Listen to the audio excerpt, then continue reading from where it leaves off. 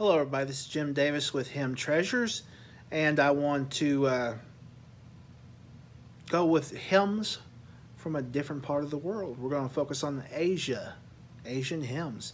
Now, let me provide some context with Asian hymns. It's a fairly new practice. How new? Well, I would say probably less than 100 years. Maybe a little over, who knows, between there. It's basically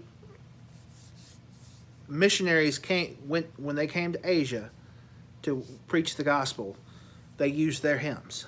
So Asia pretty much adopted our hymns.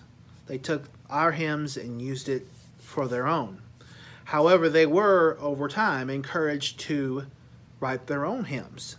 And their own hymns, they used their own tunes to go with their hymns, which is interesting. So we'll be looking at one of those pieces right now.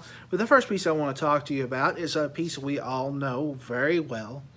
It is, the tune name is called China. It's a tune from China, and everybody knows this hymn. But first, let me read you the history behind it and the Bible verse, and then I'll let you know what hymn that is. Here's the Bible verse.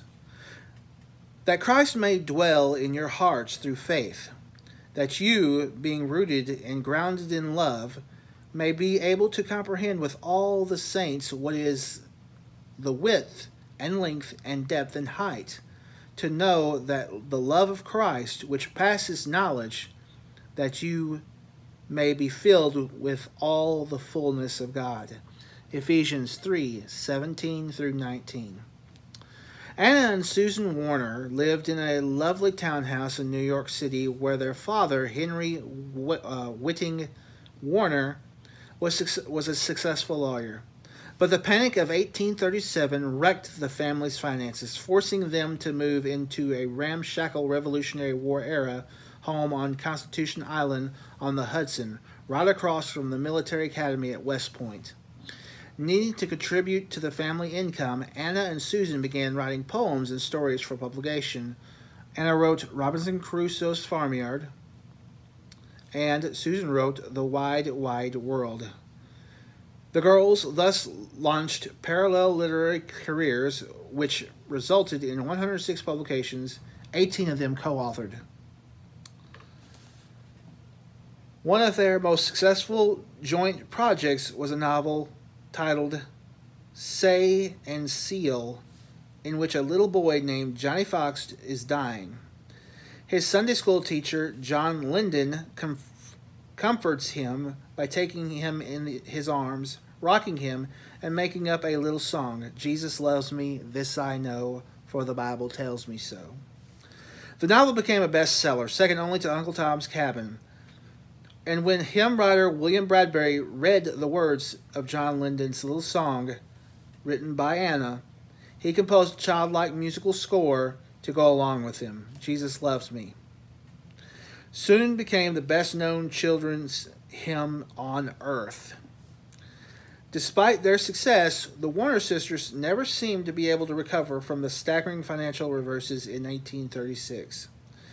Years later, a friend wrote, one day when sitting with Miss Anna in the old living room, she took from one of the cases a shell so delicate that it looked like lace work, and holding it in her hand, with eyes dimmed with tears, she said, "There was a time when I was very perplexed.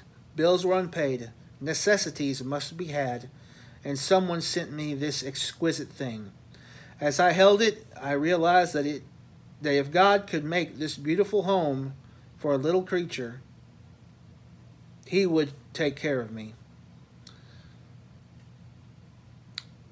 For 40 years, Susan and Anna conducted Bible classes with cadets at West Point, and both were buried with full military honors.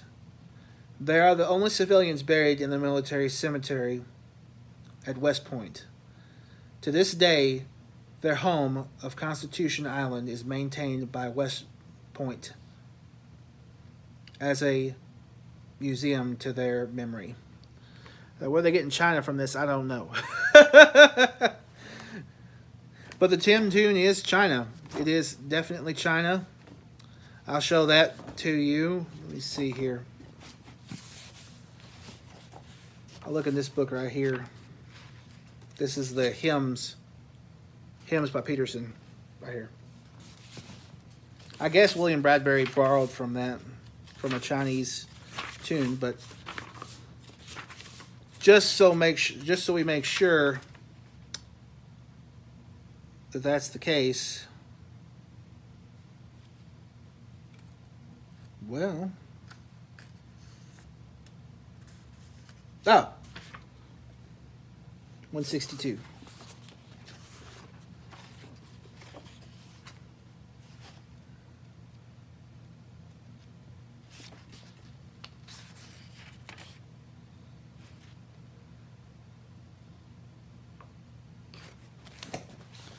I'll have to look further into this. It's got to be in here. I know it's got to be in here.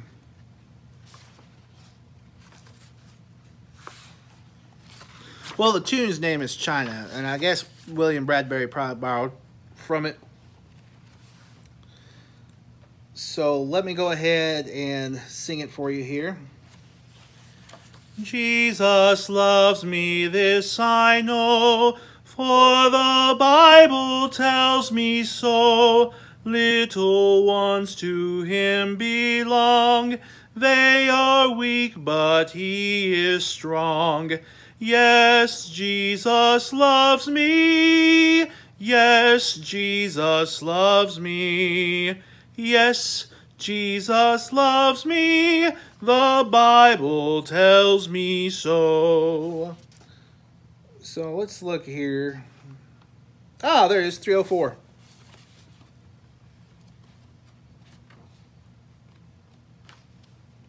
Yeah.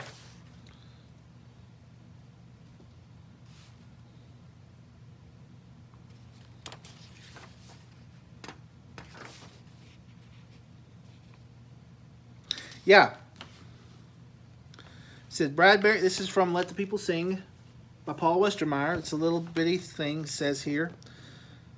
Bradbury added a refrain to Anna Warner's text and set the tune Jesus Loves Me, also known as China, to it in Golden Shower, New York, 1862. There you go. Yep.